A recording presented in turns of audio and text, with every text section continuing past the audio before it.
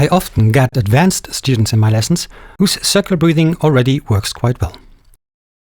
Still, they often feel like they're not getting enough air. Why is that? In this video, I'll show you how to learn to manage your breathing much better and how to take in air almost automatically through passive inhalation. We'll also explore how the so-called bounce breath can give your playing much more power. My name is Mark Miete. Since the early 1990s, I've been a professional didgeridoo player and teacher living in Berlin. In my first video, I showed you why a tongue push is about 10 times more effective for circular breathing than using your cheeks. Since this video builds on that information, I recommend that even if you are already advanced, you watch the first video first. In simple terms, we can divide breathing in 4 phases. First, there is the active inhalation, when the diaphragm draws air in as it contracts, similar to when you yawn.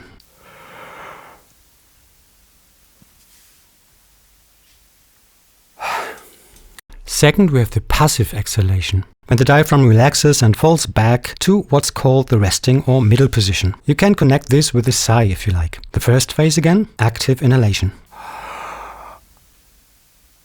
The third phase is active exhalation, when you push the air out from your abdomen. The belly moves inward. Combine this with the lip fricative, the F sound.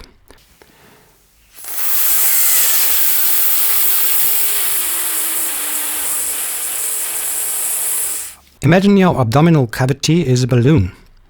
When you press it together, it expands upward. Through this pressure, the upper and lower abdomen push the relaxed diaphragm further upward. Many people think the diaphragm itself is pushing, but it's actually the abdominal muscles doing the work. In the fourth phase, you simply let your belly relax and fall outward, and you inhale passively. So here you don't actively suck in air with the diaphragm. Instead, the belly just drops down, which lets the diaphragm return to its middle position. And that draws air in automatically. All 4 phases together allow you to achieve a maximum air exchange.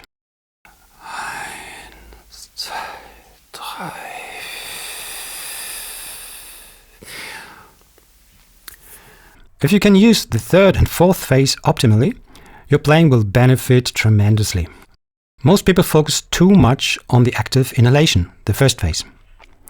In, and even more, until there's no space left. Your lungs may be full, but the alveoli keep extracting oxygen. And what's left is mostly used air. So what is the solution? You have to get rid of the used air and make room for fresh air. There are 3 ways to do that. One way is to exhale with a long tone, but often there's not enough time for that. The second option, you can exhale air using the same technique as circular breathing. Ta-da! While you mainly push out air through the lips with your tongue, it doesn't matter whether you're inhaling, exhaling, or not breathing at all behind it.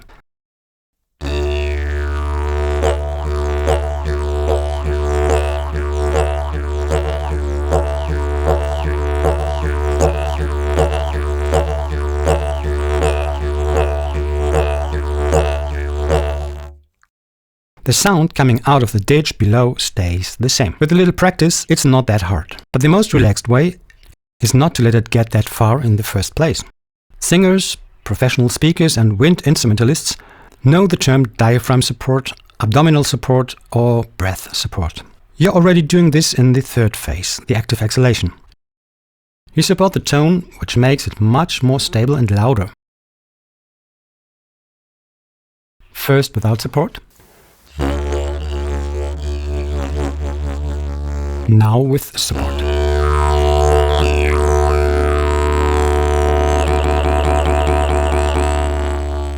And here's the trick. As a side effect, you can get rid of the used air and always have room for fresh air, which you retrieve almost effortlessly through the fourth phase, the passive inhalation. Compared to the suction-like active inhalation, this happens automatically, almost if you were being ventilated. Super relaxed, I can tell you folks. When you suck in air, the nostrils also tend to close a bit. With passive inhalation, the nose naturally stays open and you actually get more air in.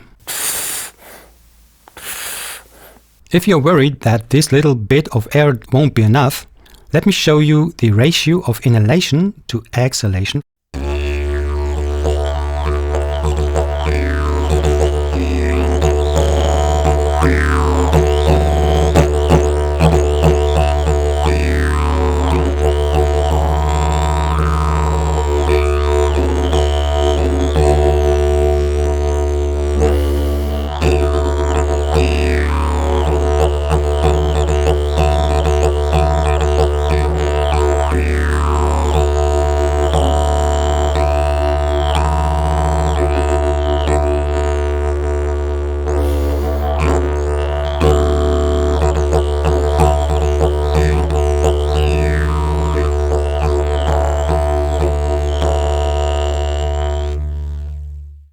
You see, for me, that small breath is enough for an exhalation about 15 or 20 times as long. Now you can understand why in the first video I recommended a longer exhalation phase. Last but not least, passive inhalation is very quick, which allows more explosive rhythms. And that's what we'll now use for the so-called bounce breath. Bouncing basically means springing back, like a ball bouncing up and down. In this kind of breathing, it's the diaphragm that bounces. You play a more explosive sound outward. That's the third phase. And then immediately inhale passively. That's the fourth phase. That's why I also like to call this type of breathing the out-in breathing or push-in breathing. Out-in. At its core, the bounce breath is based on the same principle as the breathing I explained in the first video. Here too, the tongue pushes air out. However, the focus is on the impulse that comes just before the push. The tongue push and the inhalation happen immediately afterward, almost as a side effect and barely audible. You actually inhale over a tongue that's relaxing. That short impulse just before inhaling comes from your abdomen. The belly should move inward. You remember, that's how you push the air out. It takes a bit of practice to relax the belly quickly enough for passive inhalation right after that, but it's worth it. It takes even more practice if you want to maintain breath support constantly, working mostly with the inner muscles of your upper abdomen and mid-back.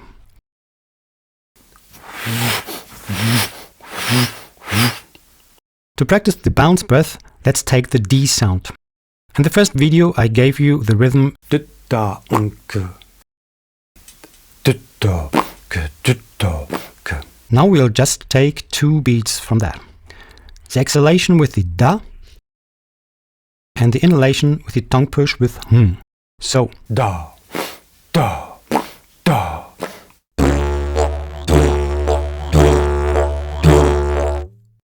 That's 2 syllables, da and hm. And the bounce breath, they merge into 1 syllable. Da hm becomes dung.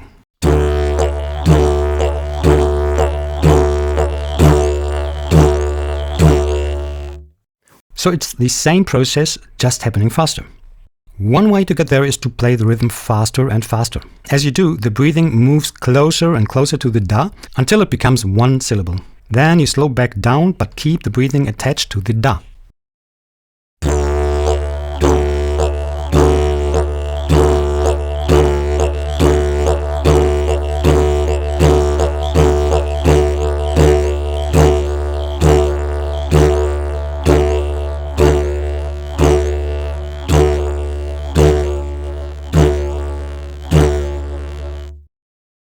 As I said, we are not doing something completely different than in the first video. It's just a shift in emphasis. Your tongue still pushes air out during the bounce breath, but now it does so casually while it's relaxing. A big advantage of this technique is that you can very elegantly add your voice. That happens during the exhalation impulse.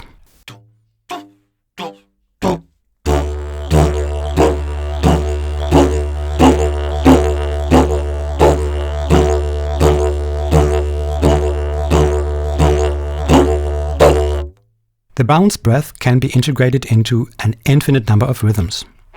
I want to leave you with one small rhythm using triplets.